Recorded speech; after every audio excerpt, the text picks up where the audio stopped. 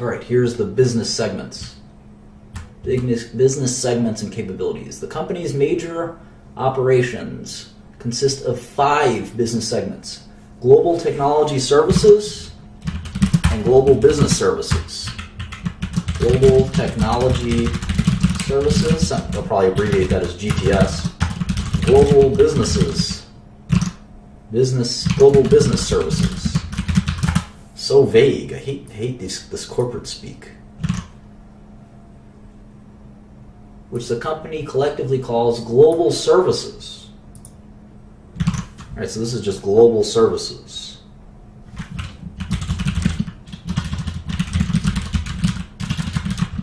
Wonder what the difference is. All right, so they have the services business, the software business, systems hardware, so probably like mainframes and stuff like servers, and global financing. So let's see, 1, 2, 3, 4, 5. I'm guessing Watson is a part of software, but who knows?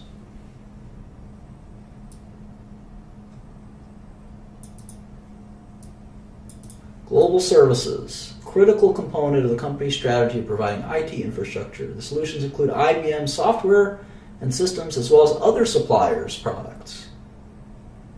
60% of services segment is an annuity-based, coming primarily from outsourcing and maintenance. GTS provides IT infrastructure services.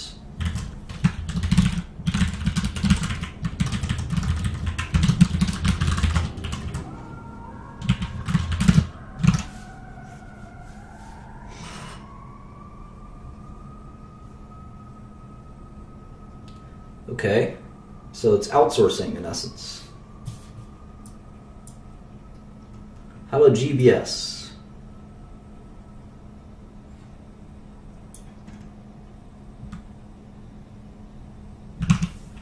Software is easy, but it's middleware and operating systems. IBM has a bunch of software, good software actually. WebSphere is one of their major pieces of software. Watson is another. Let's move Watson under software.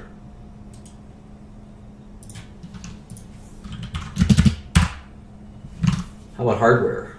They have servers and storage.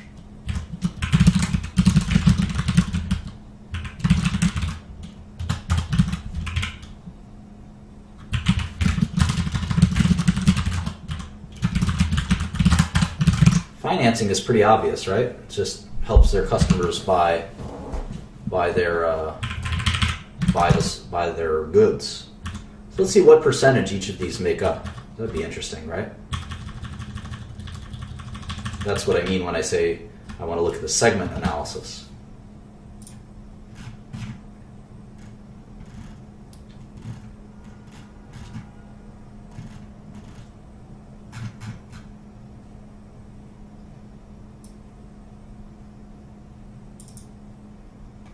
Currency may have hit IBM more than we've been thinking. We got to look at that in a minute. We still maintain that the markets expect about a 5% annual decline in IBM. We can use their NPV calculator to impute that. All right, so here you can see global technology services is $32 billion and global business services is $17 billion out of $82 billion. So we can actually do a percent of revenue marker here where we can say the percentage of revenue of all global services is 32 plus 17 divided by 81.7, which is 60%. So IBM is 60% services. How about software?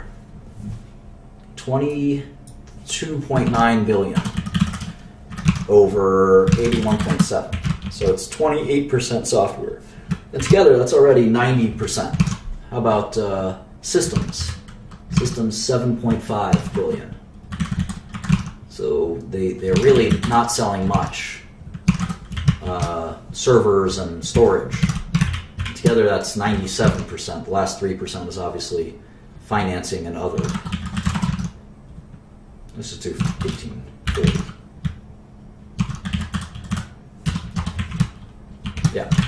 So that equals 99%. So you can see that the business is dominated by services and software. Everything else is, and most of it's services. So let's see the difference between global technology services and global business services. 32 divided by 81.7. So 40% is GTS, and GBS, whatever that is 21%. That makes 60. Cool. So that tells us a little bit about their business. I like to save this in my model, so I accrue this information over time, and you'll see me make all these notes like this. We'll do GTS. I'll type name, global technology services, and one of the things I might want to write down is clients. Like, who are their clients? Is it Walmart, Microsoft, JP Morgan? Who are their clients for global technology services? Probably huge businesses. And huge businesses like JP Morgan or Goldman Sachs or even Facebook, they're going to need IBM's consulting to understand their IT infrastructure. Should we use Amazon Web Services for some of it? Should we use Akamai? Should we use what kind of software? How do we set it up? And of course, IBM will sometimes say, well, I think you should use IBM software. But sometimes, hopefully, they'll say that they should use some other company's software. And that's kind of the way their business probably works. I know a little bit about software. I used to follow it a little bit, not too much. Okay, so that's sort of a quick read of the 10Q. We have to read way more. One of the things that I like to do is I like to go to their website. And it's interesting, they keep talking about Watson, cognitive computing, and all this stuff, but at the end of the day, most of their business is just consulting. It's just consulting. 60% of their business is just plain old consulting. And I know a little bit about their software business, and a lot of their software revenue is also kind of old database software and middleware software, which is also not that exciting. So they're really trying to make themselves sound sexy and cool, but they really have a bunch of old kind of software. So you can see why people think the markets assume that they'll shrink by 5% a year. Let's see what happens. This will be fun. Let's see what happens. What are these shares worth if they don't shrink 5% every year? What do you think they'll be worth? Right now the shares trade for $138, and our calculator, our model, which I'll upload to the share drive after, our model tells us that if that's the case, they'll have to shrink 5% a year to be worth $137. So maybe, let's see what happens if they have 0% growth. In other words, they keep their business flat. So they don't shrink from 82 billion to 37 billion from 2016 to 2030, and we'll keep the terminal value shrinking at 5%. Let's see what happens if for 15 years they can hold their ground. I wonder what happens. I have to change this to 1. I wonder what the shares would be worth. Wow, the shares would be worth $335 per share. Almost triple. Almost triple if they could just hold their revenue every year. Pretty amazing. But if they held their revenue every year, their costs probably wouldn't drop every year, so we probably have to fix that. That's an error. Let's assume they have the same costs every year as well. All right, that's a little more reasonable. It's a little more reasonable. It's not a double or a triple. It's a 30% gain. Because we have their costs dropping with their revenue. So if their costs stayed the same, that makes sense. Well, what would happen if they grew? Let's say they grew 5% a year. From here to 2030. And I assume their costs would also grow 5% a year. That would make sense. Okay, then their shares would be worth $300 a share. So you can see just a little change in the growth rate every year can really make a big difference. But of course, the market thinks they're going to drop by 5% a year. And the way that we're going to try to figure this out is we're going to have to look at similar companies. And similar companies to IBM are not Apple. Their competition for consulting services are companies like Accenture. In fact, Accenture is I think they're a public company. They may not be anymore. They were a public company at some point. Yeah, I guess they're private. Oh, let's see. No, they're still public. Accenture. It's a consulting company. There's another company called Infosys.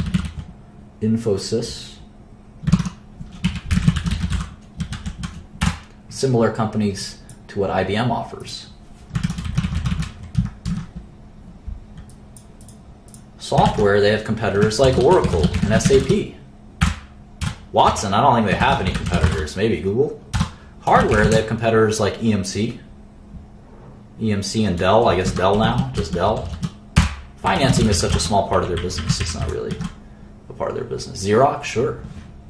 Lots of different competitors. So IBM is more of a consulting company that's got a little bit of a weird kind of software business more than it is anything else. They've kind of sold the rest of their stuff. So we're going to have to model Accenture and Infosys. What other similar companies? Let's see here.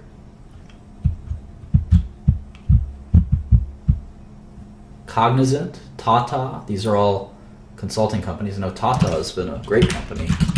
Tata, Cognizant.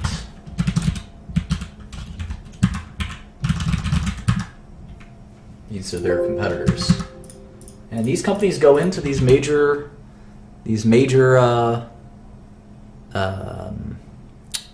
companies, and they try to give them advice on how to deploy a really big tech infrastructure, which is not as easy as it sounds. And these companies like JP Morgan or Amazon.com, they spend millions, tens of millions, maybe even hundreds of millions on their infrastructure. So it's interesting. You might have thought IBM was a computer company. It's really a consulting company. And we're going to learn more and more about what does a consulting company kind of look like. But if we think about NPV, again, we kind of get a shortcut for earnings ratio. So let's look at a price to earnings ratio, or enterprise value to earnings ratio. We know the enterprise value of IBM is 16 billion, right? So the enterprise value right now is 160 billion, excuse me. And the 2016 earnings are projected to be, according to our model, 13 billion. 13.3 billion. Let's see what Wall Street thinks. Let's go to Bloomberg and see. And I know that Yahoo Finance has this information as well. Let's see so Wall Street thinks it'll be 12.7, which is pretty close to 13.3. Pretty close. So the enterprise value to earnings ratio is about 12.2 times. What does that mean? Well, it means that it will take 12 years, right? 12 years of $13 billion to get back $163 billion. You're paying $163 billion for this company. Even if you buy one share, you're paying as if the company was worth $163 billion. Because you have $133 billion for the shares and another $30 billion for the net cash, right? So the company is going to make $13 billion this year. So at that rate, it will take you 12 years to make your money back. Well, that's kind of interesting. So if you think about it as a yield, IBM is yielding 8%. And that's a lot higher than their bonds, which yield 3%, roughly, right? 3%. Or any other bonds. Most bonds aren't yielding 8%. So that's pretty exciting. But the company's been shrinking, and if they continue to shrink, they won't make $13 billion a year. They'll make less than $13 billion a year. Next year, they'll make 12. The next year after that, you can see they'll make 10 and then 9, and that you won't count on that 18%. The concept will constantly be changing.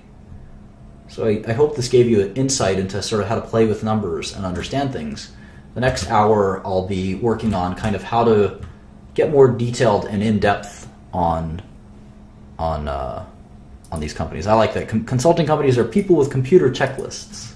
in many ways that's true, but at the same time, it's sort of interesting. Like if you have, there's only a few big consulting companies, right? IBM, Tata, Cognizant, Accenture. And if you're JP Morgan, right, and you're going to deploy a global technology infrastructure, you don't want to do that by yourself. You want to have advisors. The same way that you don't file your own taxes or you don't do your own legal work, you want to have consultants who are there to assist you, especially because those consultants are helping other companies. So if you're JP Morgan, you go to your IBM people and you say, hey, what is Goldman Sachs using for web filtering? And they say, well, they're using WebSense. You should use it too. And JP Morgan guy says, yeah, that's a good idea. So you have an ability to kind of gain information that's there using these consultants. So it's sort of like any other consulting industry, like law or accounting, auditing, stuff like that. So anyway, I went to IBM's investor relations website. Here's their investor relations website. And we can dig into these financials. So there's the press release for every quarter. There's the audio. Welcome and thank you for standing by. Maybe open At this this up. time, all participants are in listen-only mode. Today's conference is It's MP3 file. You should Welcome listen. and thank you for standing by. You should be listening to these MP3s instead of Kendrick Lamar. I'm telling you. At this time, all participants are in listen-only mode. Today's conference is being recorded. Let's read the press release. If you have any objections, you may disconnect. Look how at old this school time. this is. Now love I will it. turn the meeting over to our I love host, it. Ms. No Patricia graphics. Murphy, Just old Vice school President type of Investor Relations. Ma'am, you may begin. Thank you. This is Patricia Murphy, Vice President of Investor Relations for IBM. Remember what I said I'm yesterday? here You today should with call her. Martin Schroeder, IBM Senior Vice President and Chief Financial Officer. I'd like to welcome you to our fourth quarter earnings presentation. Prepared remarks will be available within a couple of hours, and a replay of the webcast will be posted by this time tomorrow. I'll remind you that certain comments made in this presentation. So they're going to read the safe harbor statement, but before we do that, the first thing, like I said, the best thing you can do is read a year, at least a year, of all the press releases of the company. That's even before, don't even think about investing or trading. You have to read at least a year of the press releases. And as you're reading them, you want to put that information from on. The first thing I saw, I kind of ignore the net income stuff. I want to start with revenue. I'll go back to this later. The first thing I see in revenue from continuing operations, $22 billion. Okay, fine, I know that. It's in my model. So I don't have to go to my model. Down 2% after adjusting for currency. Whoa! Down 9% as reported. What? Well, first they're telling me it's down 9%. I'm looking at this and I see down 9%. That's pretty stinky. 9% decline smells bad. That smells like me. I never take showers. But then they say that's the reported amount. The actual amount is 2% when you adjust for currency swings. So we call that revenue reported versus revenue local currency. So they only dropped by 2%. They only dropped by 2%. I'll make sure you guys are reading what I'm reading. They only dropped by 2%. And that means our forecast for the future is maybe too aggressive. We think they're going to drop by 5% a year, but maybe they're only going to drop by 2% a year. Let's see what happens if we pump that in. 0.98. 0.98. And they cut their costs by 2% as well. Now the shares are actually kind of cheap. Not by much, they're basically fairly valued. But it's telling, it's very telling. And then the other big error in this model is this line, which we'll get to in a minute. In fact, I'm going to color it yellow because it's really important. It's the interest income. And we're going to have to think about that really carefully.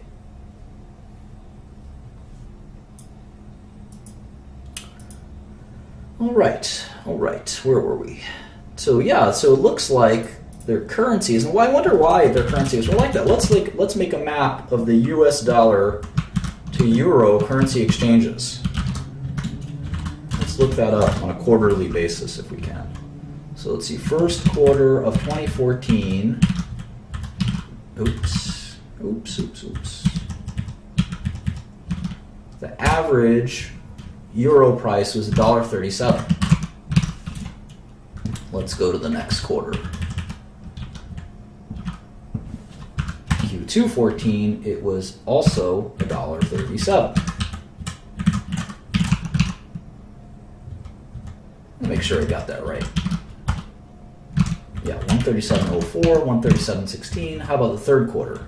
7.1 to what? 8.9, 9.30.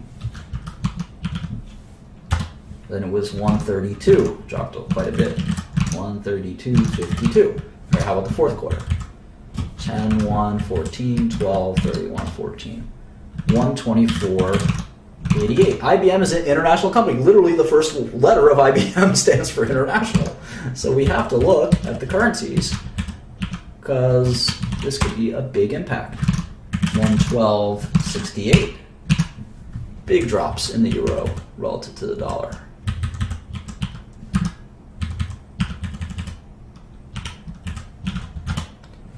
$110.69, another drop. 111, kind of stabilizing.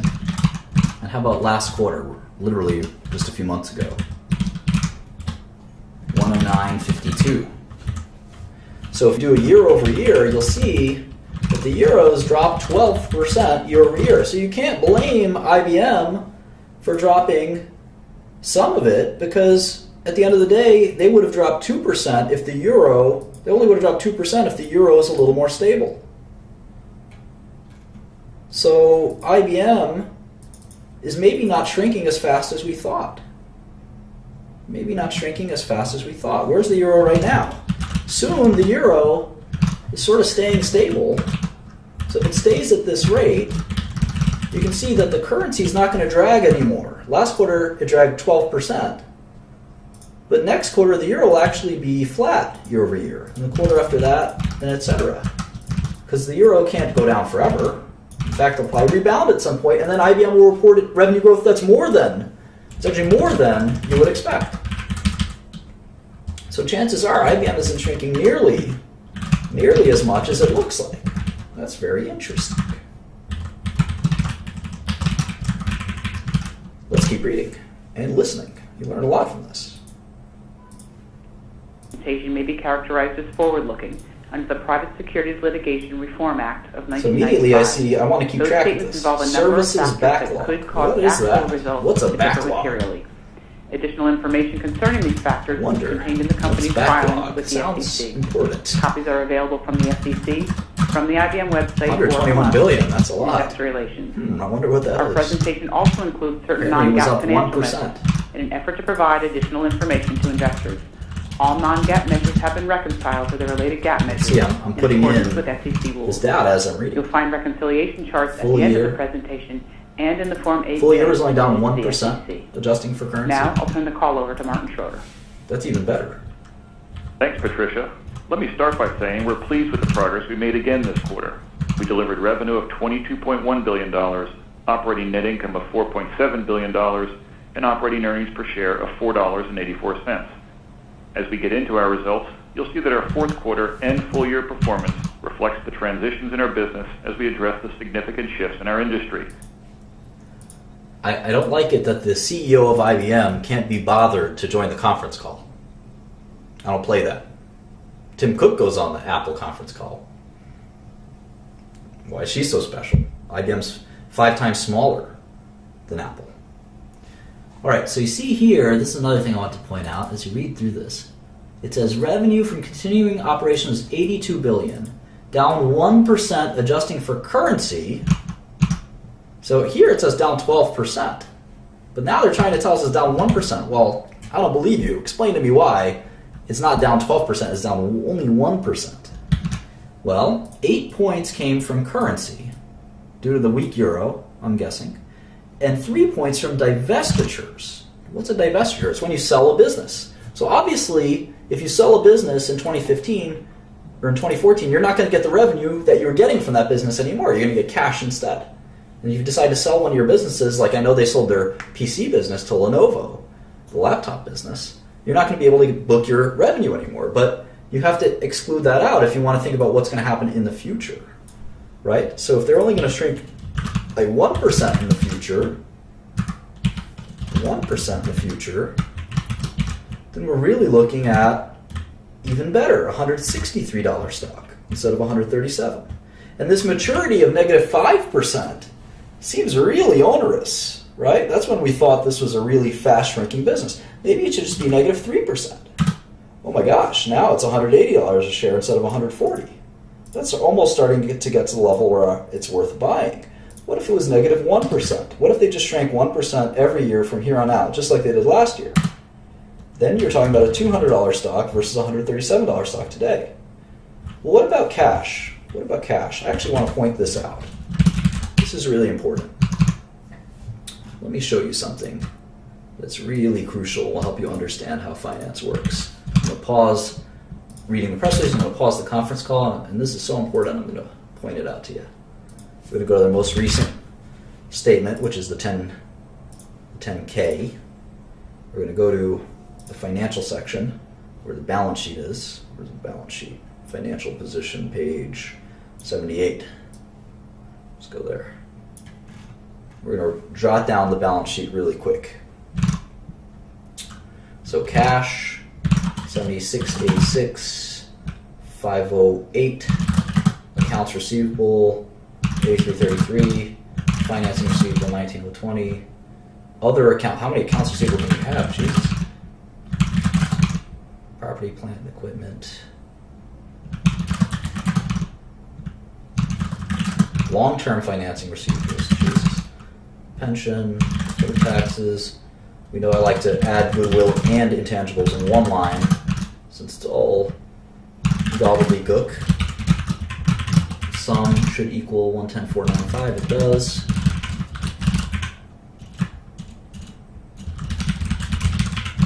$4,822 pre-pension.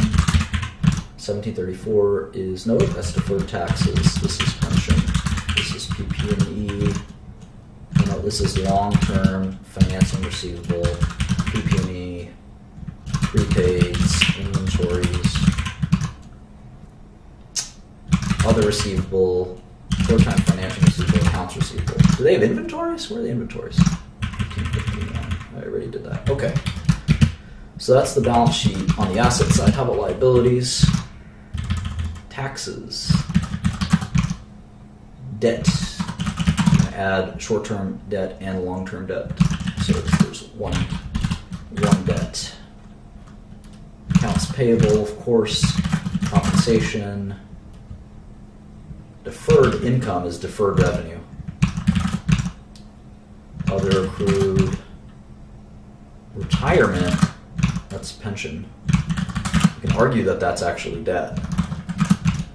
Shareholders' equity. Sum it up. It should be 10,495. It's 10,496. That's close enough. Taxes, debt. All right, so here's the debt. Here's the cash. So net cash is negative 31 billion. And of course, the main page, we use the Q3 cash. So let's do 8194 and 39889. All right, so here's what I wanted to show you. Let me just fill this out for posterity's sake, just to finish up here. Compensation for revenue. Other. It's weird. Hang on. This is deferred revenue. Debt.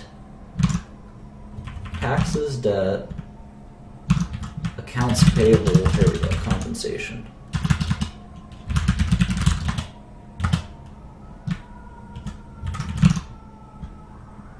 Other.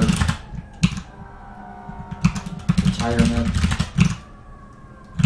Deferred. It's long-term deferred revenue. I should collapse those into one. 3771. All right. 8099 is other. So shareholders' equity, liabilities plus shareholders' equity. Okay, so here's what I want to show you that's kind of important, and it's arguably the secret of finance. They had negative $31 billion in cash at the end of 2015. So what is the number, what is their cash at the end of 2016? How do we forecast that? Whoever is the smartest person in this chat will figure that out. While I get a new water. Who is the genius? Maybe I'll even eat this fruit by the foot. They have negative $32 billion in cash at 2015. How much will they have at the end of 2016?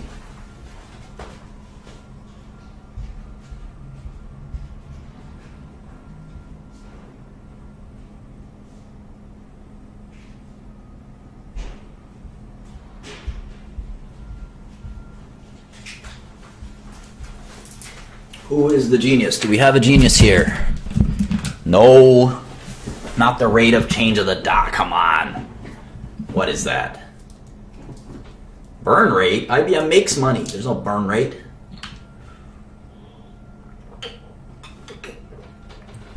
I'm so disappointed with you guys. So disappointed with you guys.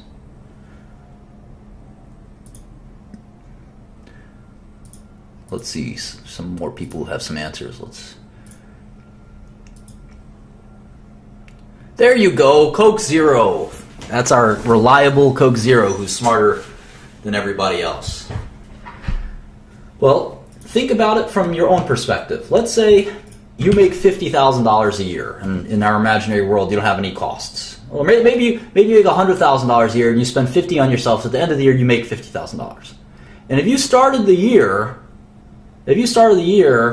with $50,000 in your bank account, you ended 2015 and you began 2016 with $50,000 in your bank account, and you made $50,000 in 2016, well, you'd have $100,000 at the end of the year.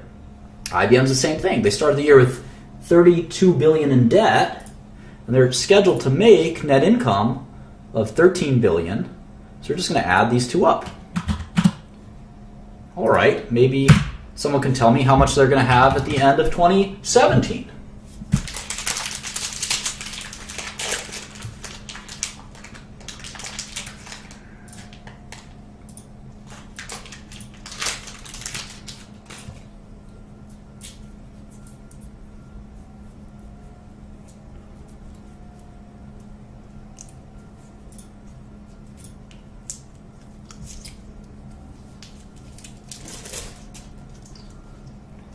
That's right, about -7. And so forth and so forth. That's right, net cash plus net income.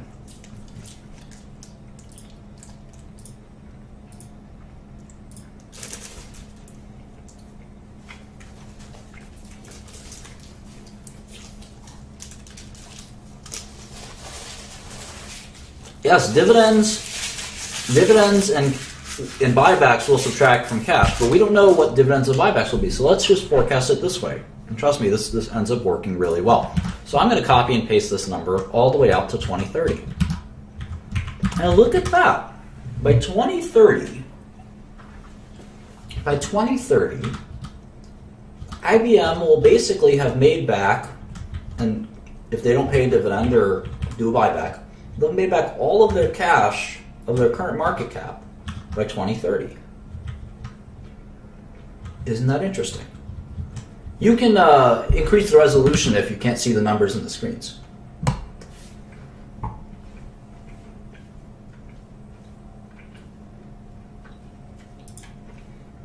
It should be very high resolution.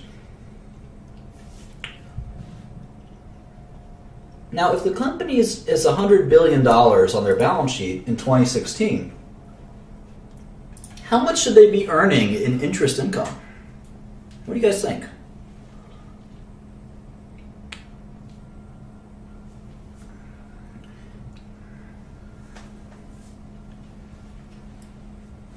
We're assuming that net income approximates cash flow, and we'll do cash flow lessons later. Don't worry, I'm not going to miss cash flow.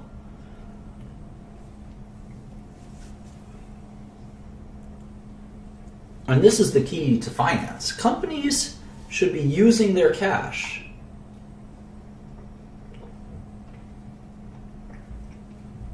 Companies use their cash to make strategic investments, buybacks, for instance. A buyback is a strategic investment in your own stock. And IBM stock is yielding 8%. 8%. Right now, we're assuming their interest income. Let's see. Let's see kind of what yield are we assuming. Not a very good one. 1%. They're buying back their stock and they're thinking they're making 8%. You can make 1% in your sleep, right? They're even making money when they have debt. So one thing we can add to this is actually called ROIC. That's return on invested capital. We can assume that IBM will make 1% or maybe 1.5% every year on its cash balance. That's a crazy idea. So we'll start it here. We'll assume that they make 1.5% every year. It seems like they make, if you look at their thing here, they make 1.5 billion, and then they have financing costs. So let's actually put that instead. Plus 1,500 times whatever this number is, multiplied by negative 1.5% in this case, or 1.5% when it's positive. Hold on. We them boys. All right, there we go. If we do that, we can see that we're going to give IBM credit for holding and making money. Now, they could give this to us in the form of dividends, and then we'll just take that money and invest it. So this is a very appropriate way to treat it. And if we can see it like this, you can see that the current shares of IBM, if they shrink a little bit every year, are worth almost double where they're trading at. Maybe that's why Buffett's so attracted to this.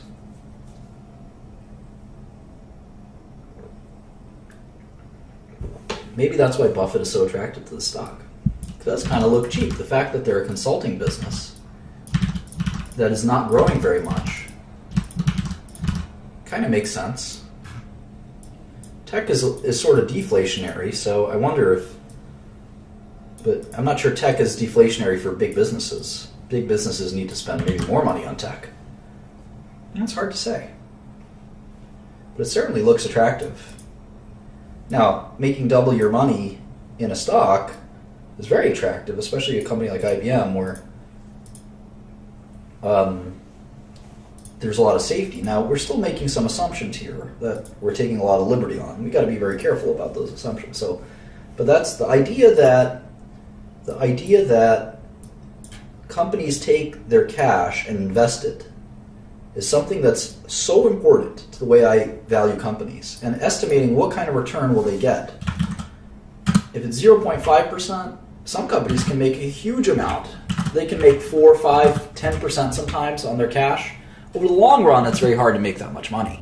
But there are companies like Gilead that's sort of the intangible.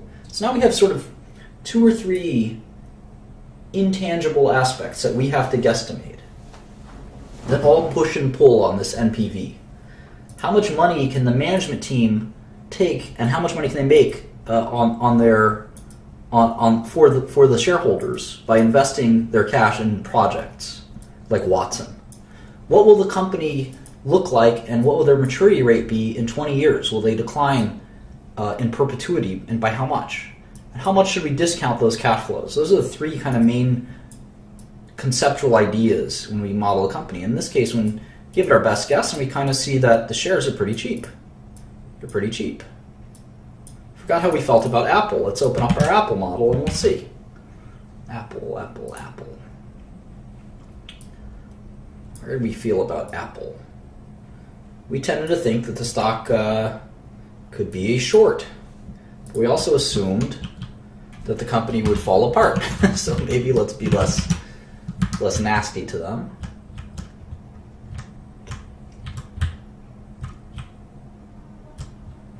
Yeah, Apple certainly doesn't seem as good of an investment as IBM. Now, we're also using a high discount rate, so we're using 4.5% for IBM, so maybe we'll use 5%. 5% for Apple, and maybe we'll make it negative 2% maturity. This will be a little nicer to Apple, but we still only get a stock price that's similar to the current stock price, whereas for IBM, we get a stock price that's a lot higher. Now for Apple, we didn't do this ROIC concept. So we should do that at some point too. But we'll be building all of these models at the same time. Let's go back to IBM. Let's keep listening. As well as some of the cyclical challenges of the global business environment. So as always in January, I'll start out with some comments on the year, show you the progress we've made in our transformation, discuss the details of the quarter, and then wrap up with our view of 2016. For the full year, we delivered nearly $82 billion of revenue and $14.7 billion of operating net income, and our operating earnings per share were $14.92. I'd like to address something really quick. One comment in here that I thought was interesting. One guy writes, "There's no way it's going down with the release of iPhone 7 in a few months." Well, that's not a reasonable perspective. Let me spend a minute and give you all a little lecture on news. There was a school of investing a long time ago that is basically out of favor right now. And it in essence was called, and this comment was a very dull version of that school of investing, and it was called, one moment while I get my stylus. It's called information arbitrage. And basically the idea was that if you could get information about the company's forthcoming news, and you can try to trade on it, and estimate what would happen to the shares based on how favorable that news, or unfavorable in some cases, the news might be, you were able to basically outsmart the market and make a high rate of return. Well, not many people practice information arbitrage anywhere. One, considering most of it is illegal, trying to get insider information is certainly illegal and not a good idea. But there's also this dynamic that occurs where there's no arbitrage concept kind of comes into play. And let me explain what that means in a second. Basically, the upshot is that news and stock prices, in my opinion, this is not a commonly held view, but I've been around the block a little bit, and it's my opinion. You don't have to listen to it if you don't like it, but I think it's true. And I'm going to try to prove it a little bit here. News and stock prices don't really have anything to do with each other, especially if something is quote-unquote good news or bad news. And I'll explain that and what I mean by it in a minute, but I still need my stylus to do that. There's so much junk around here that I can't find it, but I think I know where it is, actually. Give me 1 second.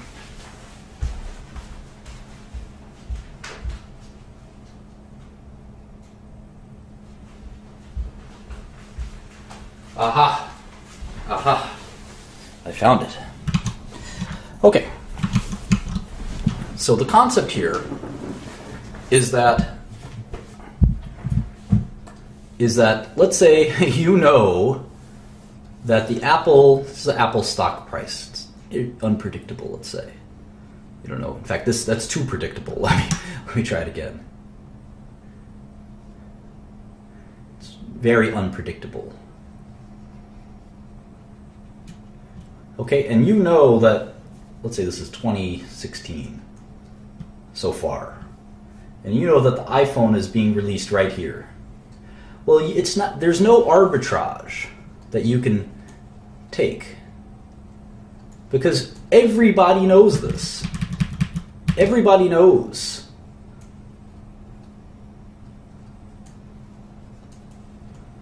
Everybody knows that the phone will be released on that day.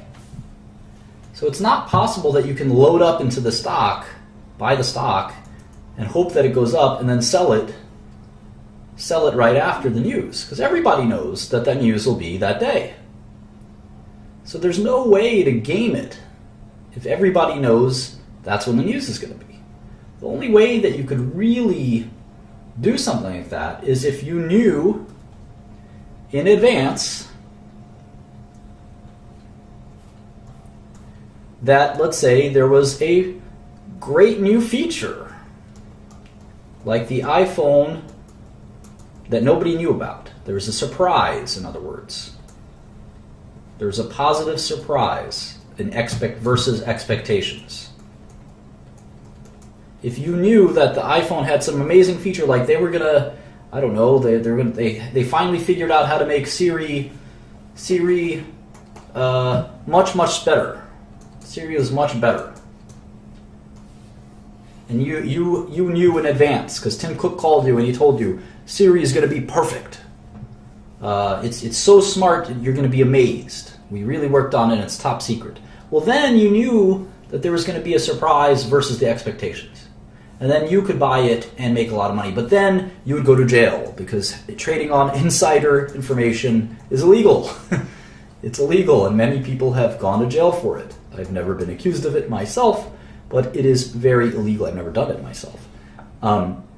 It's very illegal, and it's not something you want to do. And it's probably not something you can do either. But if you could do it, perhaps you'd be tempted to do it, but you would rapidly go to prison.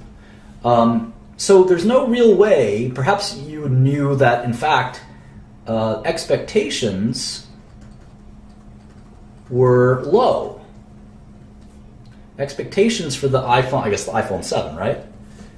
You knew that the iPhone 7 was going to be a very blah, it's a technical term, a very blah or blasé, maybe is a better term, a blasé release without many new features. It's going to be another iPhone.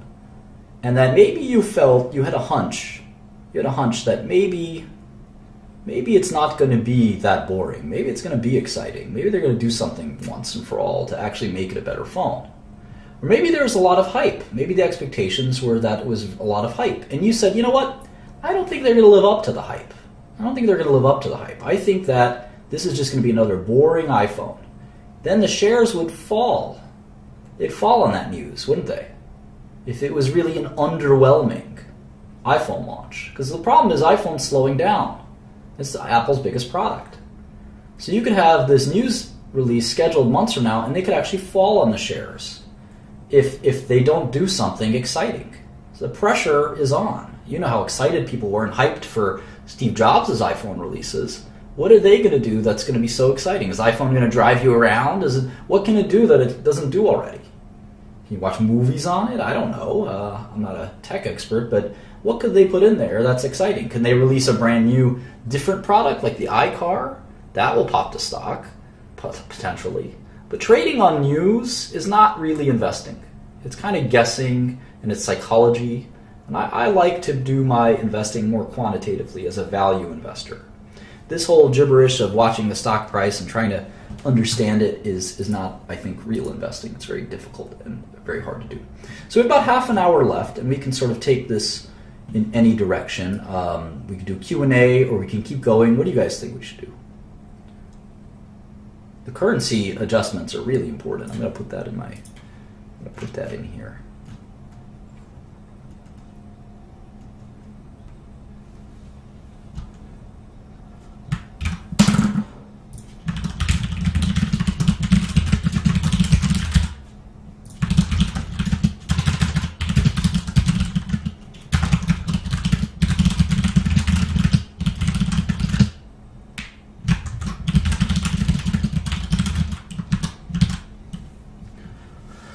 Okay, I think most people want me to keep going, so we're going to try to do that. So let's go back to this 10K, and maybe let's listen a little bit more to the IBM earnings call. This is the CFO speaking. As we've said, this transformation will play out over time, and with revenue down 1%. For the second consecutive year, we've had modest improvement in our year-to-year revenue performance, excluding the impact of currency and divestitures. I'll comment on year-to-year revenue performance on this basis throughout. Our strategic imperatives continued strong performance, up 26% for the year. This now represents 35% of IBM's revenue. Our profit and margin reflect our portfolio actions. I think it's funny that they have this strategic imperatives is doing $29 billion, and that's growing a lot. So that means strategic imperatives. And this is the good, in essence, I always find it's hilarious when companies do this. They say, this is the good business, basically. This is the good business. It's up 26%, or up 17% as reported. So this is the good business. It went up from 24 billion to 29 billion. So that means the rest of business, ROB, rest of business, really went down by a lot, right? I always find it funny. They say, well, if you look at just this part of our business, it's going really well. It's kicking butt. It's up a lot. Well, that means the rest of your business is falling apart because the business in total is down 1%. So it means your consulting business is getting killed. Why? Are other consulting companies getting killed? I wonder. Is Accenture? Let's look at Accenture and Tata. How about Tata? Tata's an Indian company. They must be losing market share to Tata. Let's see, sales. Tata is shrinking too. Tata is down 6%, down 11%. How about Cognizant? Cognizant is a big competitor of theirs. Cognizant's growing. Cognizant's doing fine.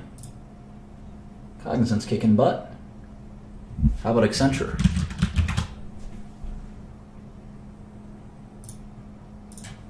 Accenture's not really growing much, but they're growing a little bit. So why is IBM dropping 22%? The rest of their business. Their strategic business is going up a lot, sure. But that means that their non-strategic business, which is, by the way, twice as big as their quote-unquote strategic business, is dropping even faster. So I just kind of think that's kind of bullshit when I hear stuff like that. Cloud revenue is up 50%. Wow. That's good to hear. But again, why is the rest of the business dropping so fast? All these small businesses are doing well, but their major business is dropping. And you can see here that free cash flow is about equal to net income, which over time it usually is. All right, let's keep listening. Yeah, Yahoo Finance mimics the Bloomberg, and it's free, so. As we shift to higher value, as well as the level of investments we're making to drive our transformation. We generated over $13 billion of free cash flow, which is up year to year. This is 98% of our GAAP net income, in line with our expectations that free cash flow realization will be in the 90s. A couple of years ago, we laid out our strategic imperatives around big data and analytics, around cloud, and around mobile and security, the areas where our clients are looking to us to help move them to the future. I want to spend a minute on the progress we've made since then in shifting our business toward these strategic imperatives and in the investments we've been making, which aren't yet reflected in our revenue streams. It's interesting. As a consulting company, IBM has a little bit of conflict of interest, right? They help big companies prioritize their IT, but they're also the only company of those companies, Accenture, Tata, and Cognizant, that actually has products, right? So they have a conflict of interest. They want to pitch you IBM products, but meanwhile, Tata and Accenture, they don't have software or servers. They're just saying, hey, I think if you want a great IT system, you need Dell servers, Oracle software, our programming, I guess, and consulting, and I'm going to pick you the best parts of the IT system, Cisco routers, whatever. Whereas IBM saying, well, I think you need the IBM software, not the SAP software or the Oracle software. You want the IBM software. And then if you're the JP Morgan technology people, you're like, I don't know if I can trust you. It sounds like you have a conflict. Anyway, that's one thought. Said we expect these strategic imperatives to deliver double-digit revenue growth, and in 2015, our performance in our strategic imperatives accelerated. Together, cloud, analytics, mobile, social, and security grew 26% and delivered $29 billion in revenue. As I mentioned, they now represent 35% of IBM, which is up from 22% 2 years ago.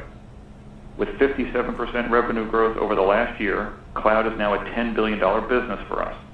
This made us the largest cloud provider in 2015, which is what you'd expect given our extensive relationships in enterprise IT and incumbency in the data center, positioning us to help our clients implement hybrid cloud environments.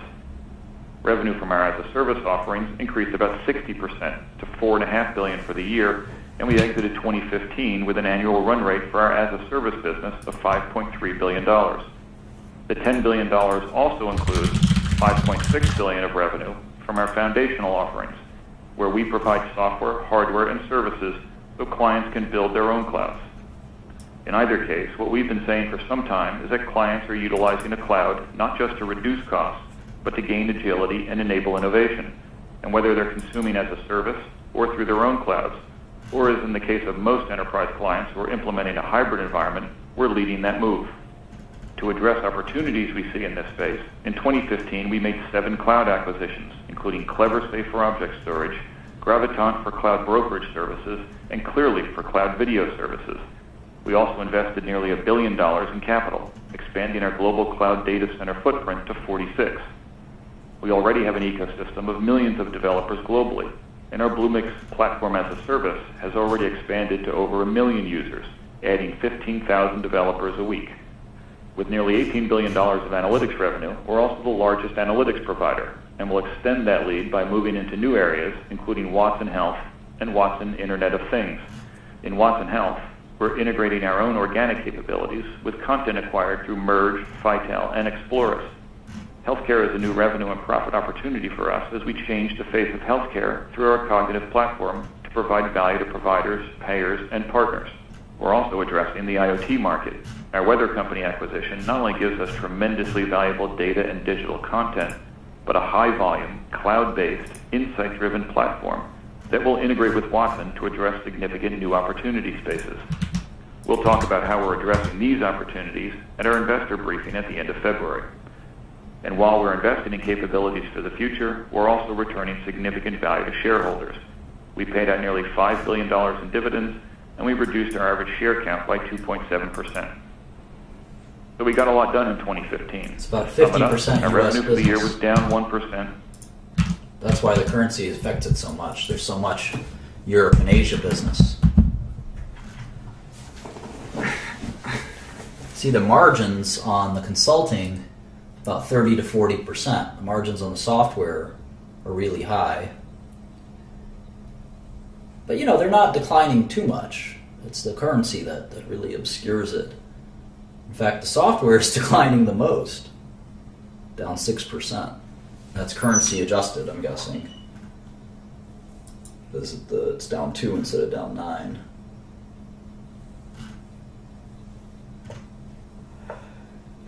That's interesting. Here's the services. They're saying, here's the breakdown of services. This is interesting. I haven't seen this before. Maintenance, ITS, Integrated Technology Services, outsourcing, and CS&I, Consulting and Systems Integration. So outsourcing, that's interesting. So half of consulting is outsourcing. About half, 44%, is outsourcing. I always like to know what these companies do. I insist on it, because otherwise you get really kind of perplexed as to what their business actually is. And you'd be surprised at how many investors don't really care. Outsourcing. Basically, it's taking a process that's within one business and moving it to another, right? That's what outsourcing is.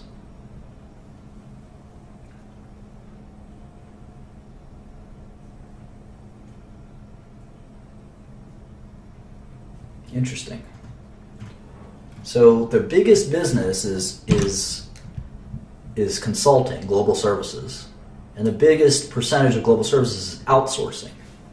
So it's a lot like Accenture, Infosys, Tata, Cognizant, who again are all growing. So it sounds like they're Cognizant and Accenture may be taking their market share. Now, having said that, Cognizant and Accenture don't only do tech. Cognizant does, Accenture doesn't.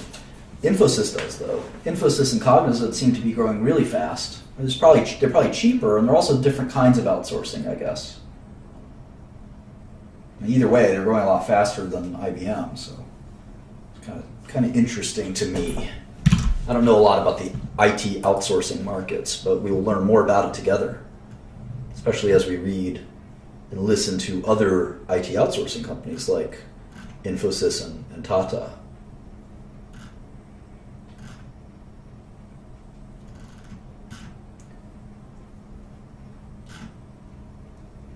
Here's the graph that we just made for the euro. We'll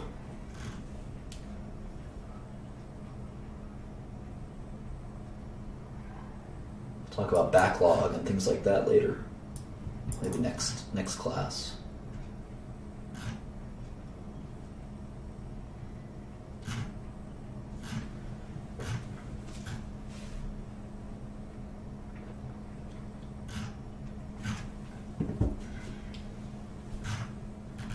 see how cash flow and net income really track each other.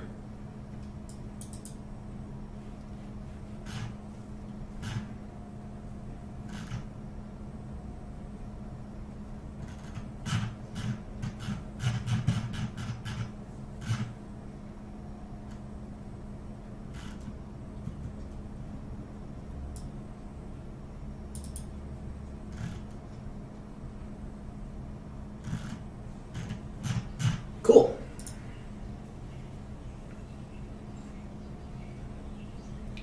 They even have the prepared remarks written down. So you can just read them if you don't want to listen to them.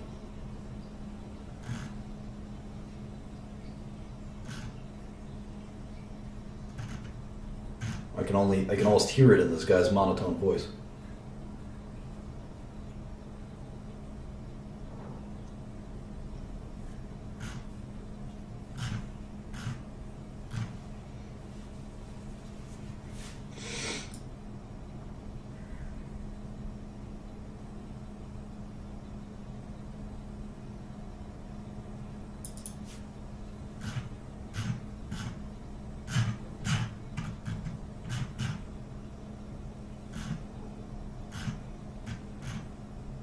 It's often hard to run these really, really big businesses.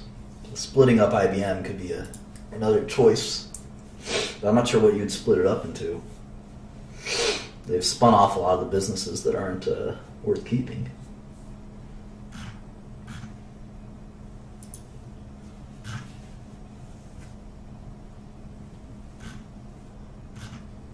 So that's enough on IBM. I think we've got a good hour and 45 minutes on IBM. Let's see if there's something else we could talk about for 15 minutes. Maybe some Q&A or...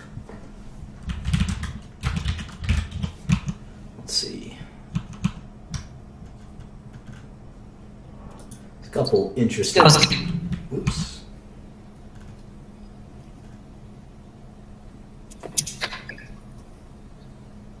Oh God, I hate hearing myself.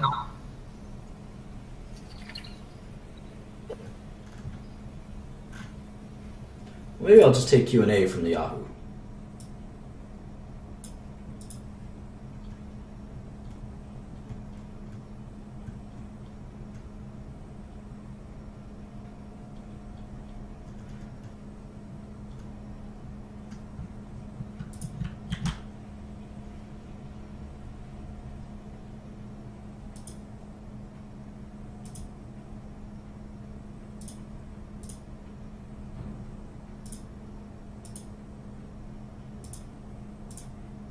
Any good questions?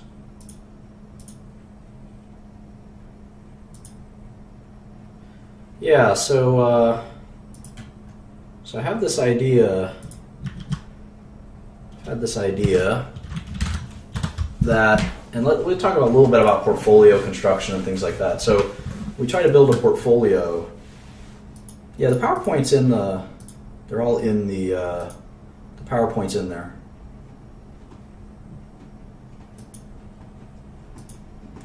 So when you try to build a portfolio, one of the biggest thing is that very few people short sell or short.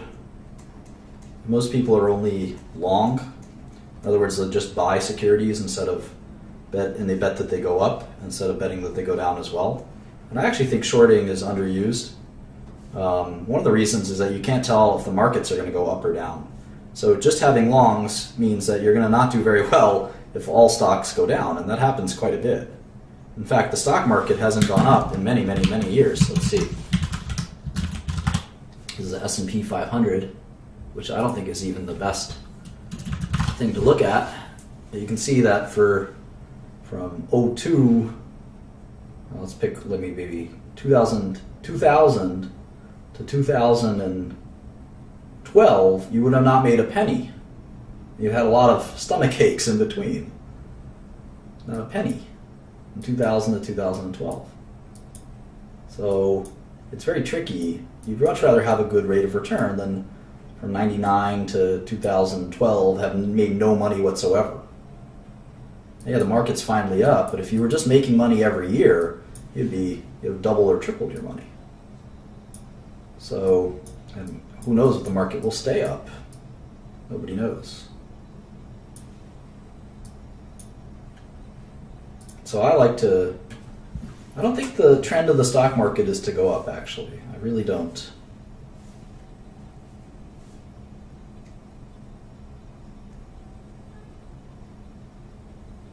I think that's a fallacious argument. And even if you really believe that stocks go up over the long run, and that's net of inflation, right? Because there's inflation as well. So technically, I think, let's see. In fact, let's pull this up. Let's pull this up.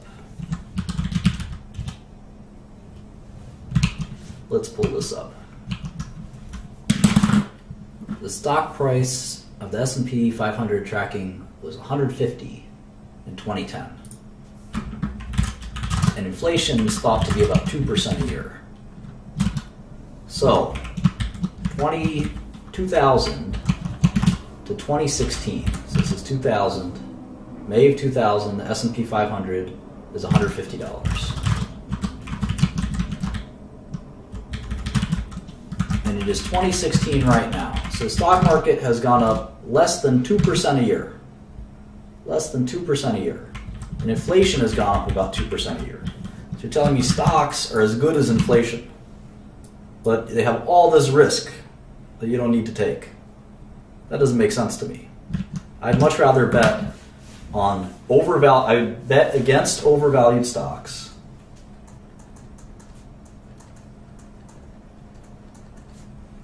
and bet on undervalued stocks. And I'll make a lot of money that way. Why do I have to guess the direction of the market? I'm not good at that. Very few people are good at that. But I can tell a dog when I see one. That's why I'm good at short selling. And I can tell a great company. I'll buy long when I see an undervalued stock like maybe IBM. And we looked at two stocks. We looked at Apple, which says that it's trading at 97. Let's say market price is 97, and our model price is 97.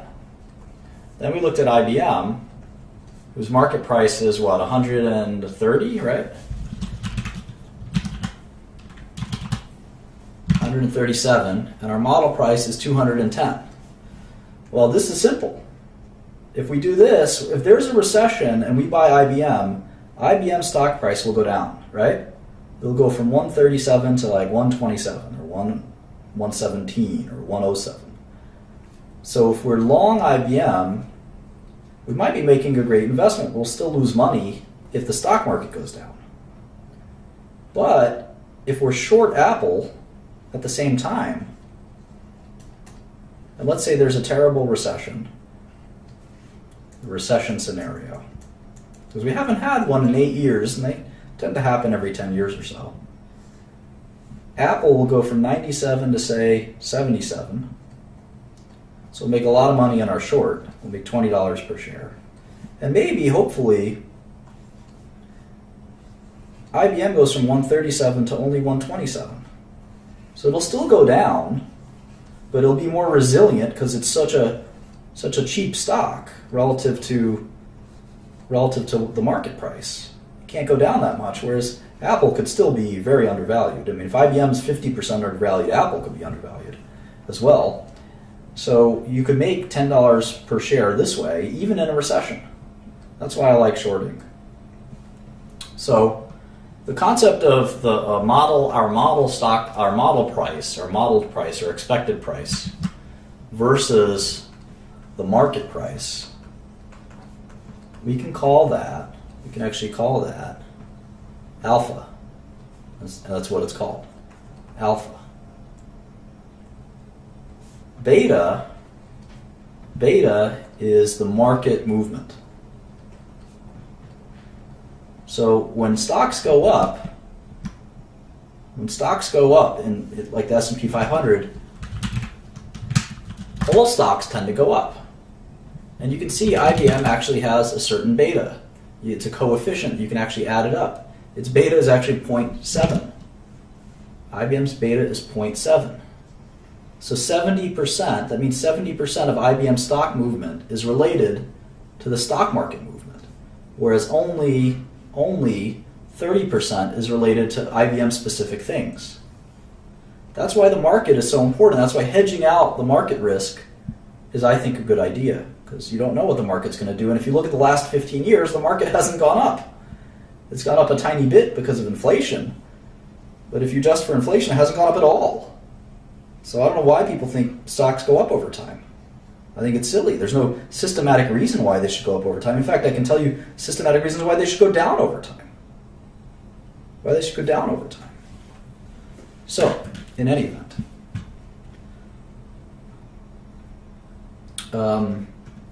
So the next thing that I talk about that's kind of interesting, and it's in terms of timing, how to time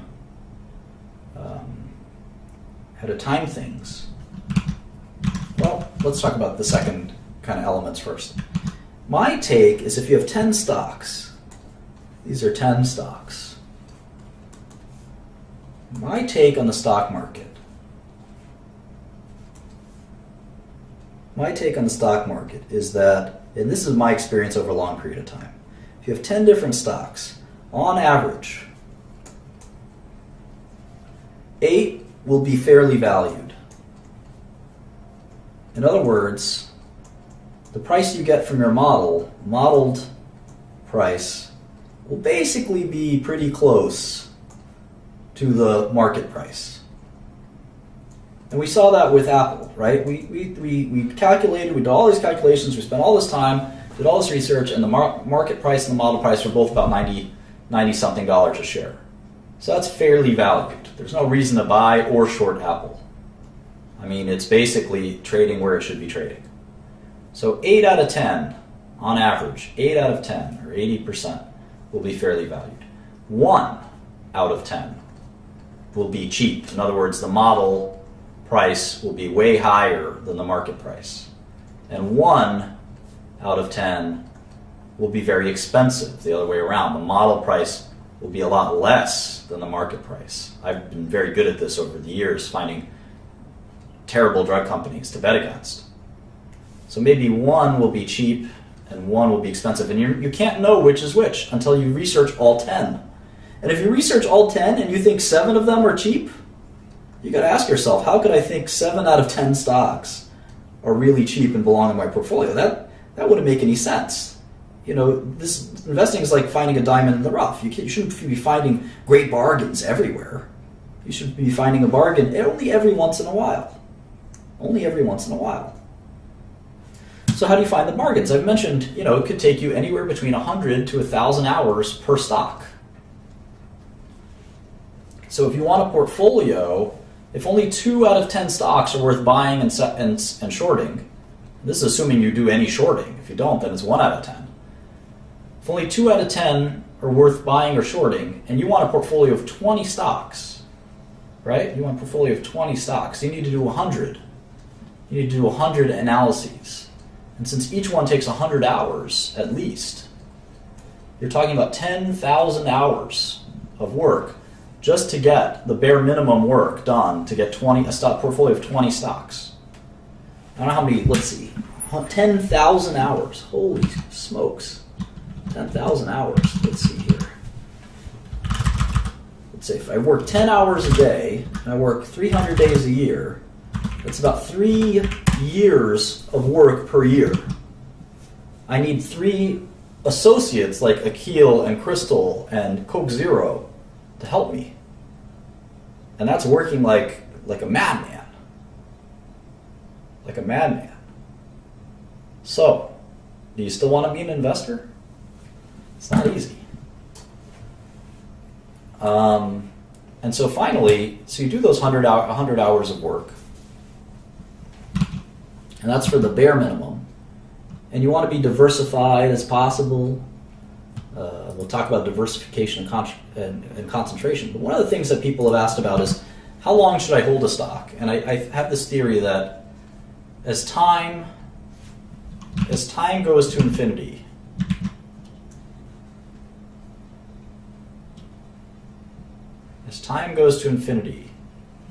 your ability to tell whether a stock is cheap or not, in other words, how much alpha is there, it should approach 1 or 100%.